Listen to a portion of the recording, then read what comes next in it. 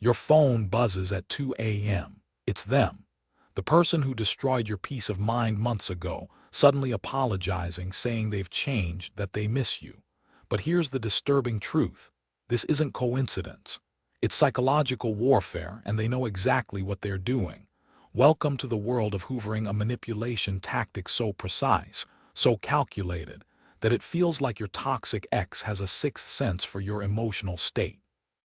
Named after the vacuum cleaner brand, hoovering is the psychological strategy of sucking someone back into a toxic relationship just when they're starting to heal. Today, you'll discover the four-stage hoovering cycle, the specific triggers that activate it, and most importantly, how to build immunity against this emotional manipulation. Because once you understand the game, you can't be played. First, let's decode the timing.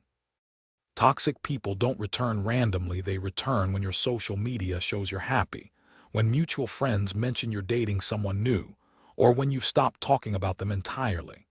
They have what psychologists call narcissistic radar, an uncanny ability to sense when their psychological hold over you is weakening.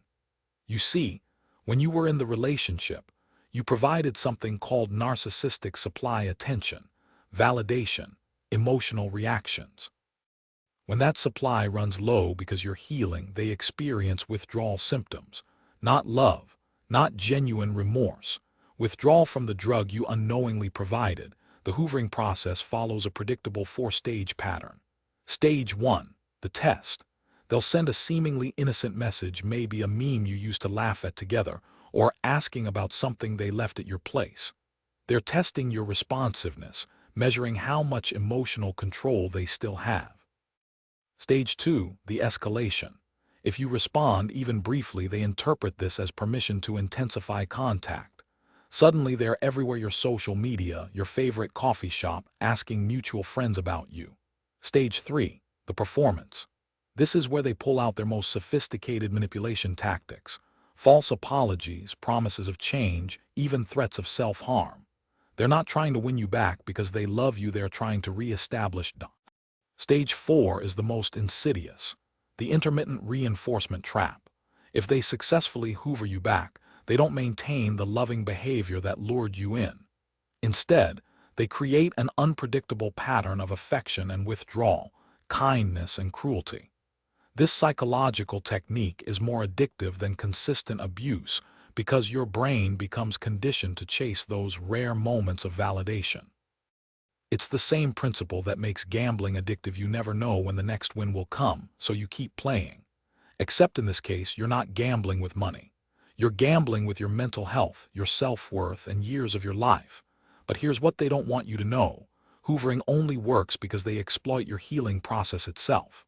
When you start therapy, practice self-care, or build new relationships, you naturally become more empathetic and self-aware. You begin to see nuance where you once saw black and white. You might think, maybe I was too harsh, or everyone deserves a second chance. This emotional growth, this beautiful human capacity for forgiveness and understanding, becomes their weapon against you. They're counting on your newfound emotional intelligence to override your rational knowledge of how they treated you. It's psychological jujitsu, using your strength against you. The hoovering attempt also reveals something crucial about your progress that you might not realize. If they're trying to pull you back in, it means you were successfully pulling away. Your healing was working. Your boundaries were strengthening. You were becoming someone who no longer needed their validation to feel whole. Their desperate attempts to reconnect aren't proof that you were meant to be together, they are proof that you were meant to be free. When a toxic person hovers, they're essentially admitting that they're losing control over your emotional narrative. That's not romantic, that's predatory. So how do you become hoover-proof? First, understand that every response is a victory for them, even angry ones.